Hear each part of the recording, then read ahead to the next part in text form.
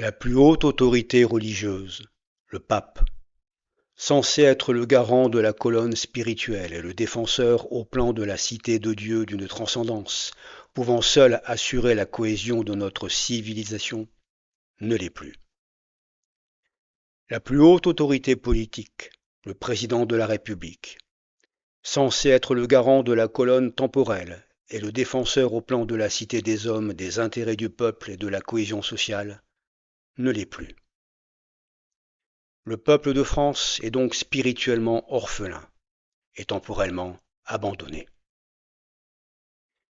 Si, par conséquent, ce peuple souhaite, dans cette république déchristianisée, préserver sa civilisation et ses fondamentaux, il ne doit compter que sur lui-même.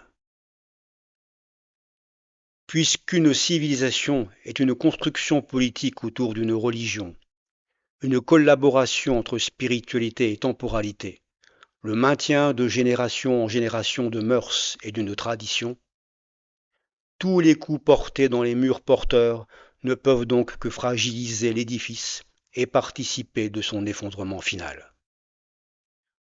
On ne peut tout à la fois pleurer la mort de notre civilisation chrétienne et se réjouir de la disparition de ce qu'il a édifié.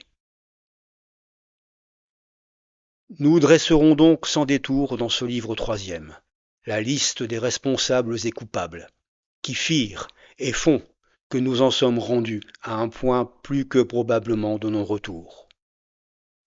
Ceux qui délibérément s'ingénièrent et s'ingénient encore à abattre notre civilisation chrétienne au nom de leurs idéologies. Ceux qui, de par leur investiture, les faisant pourtant gardiens des colonnes spirituelles et temporelles, firent et font encore des trous dans la coque du navire à eux confiés.